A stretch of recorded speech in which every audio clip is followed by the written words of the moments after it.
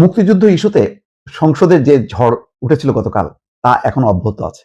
আজকে নতুন একটি প্রশ্ন উত্থাপন করেছেন এটিএম আজহারুল ইসলাম, জামাতের এমপি। তিনি বলছেন বিএনপি কিভাবে মুক্তিযুদ্ধের দল হয়, কারণ মুক্তিযুদ্ধ হয়েছে 1971 সালে আর বিএনপির জন্ম হয়েছে 1978 সালে।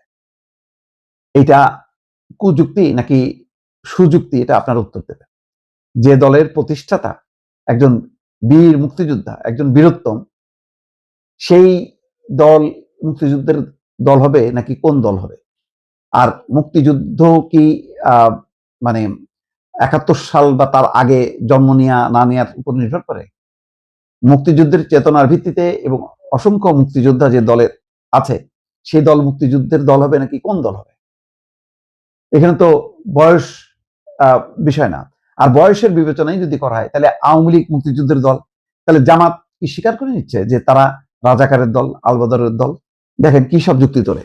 এটা এর কারণ হচ্ছে গতকালকে যে আলোচনা হয়েছে মুক্তিযুদ্ধ বিষয়ে, ফজলুর রহমান তার আবেগময়ী ভাষায় যুক্তিপূর্ণ যে বক্তব্য দিয়েছে।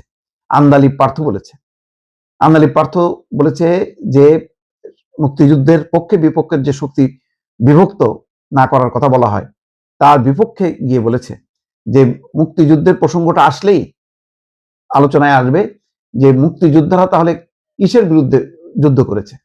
হাওয়ার বিরুদ্ধে? সেটা তো না।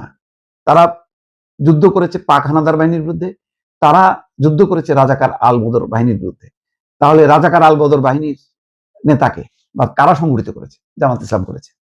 আর ফজলুর রহমান যে কথা বলেছে যে মুক্তিযুদ্ধ পরিবারের কোনো সন্তান জামাত ইসলাম করতে পারে না, কারণ জামাত ইসলাম মুক্তিযুদ্ধের বিরোধিতা করেছে। এমন সব আবেগময়ী কথায় আরো যেই সংসদ কালকে রীতিমতো প্রকম্পিত ছিল, সেখানে কিন্তু ভালো জবাব দিতে পারেননি ডাক্তার শফিকুর রহমান।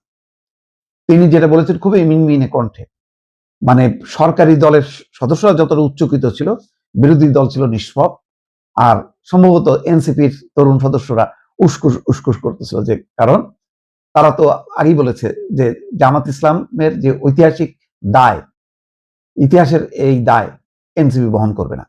ফলে এই ইস্যুতে জামাত একেবারেই একা হয়ে যায় এবং কোনো যুক্তিও খুঁজে পায় না। কারণ যুক্তি না খুঁজে পাওয়ার মূল কারণ হলো যে এগুলো ইতিহাসে প্রতিষ্ঠিত বিষয়।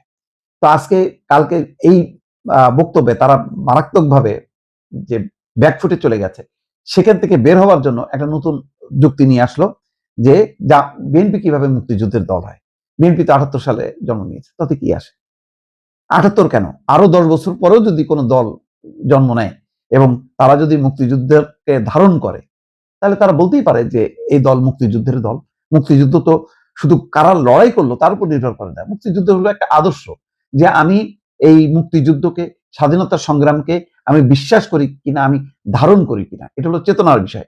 তো সেই চেতনার প্রসঙ্গে যখনই কি জামাত ইসলাম আলোচনা করে, তখন দেখা যায় ইতিহাসের পাতা ঘাটলে জামাত ইসলাম পরিষ্কারভাবে মুক্তিযুদ্ধের বিপক্ষে একেবারে স্বীকৃত, যে তারা মুক্তিযুদ্ধের বিরোধিতা করার জন্য তারা রাজাকার আল বদর আল শামস বাহিনী গঠন করেছে।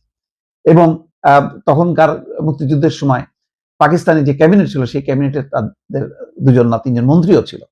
তো সব মিলায় যতবার এই আলোচনাগুলো আসে, সেই আলোচনাগুলো কিন্তু খেই হারিয়ে ফেলে জামাত ইসলাম।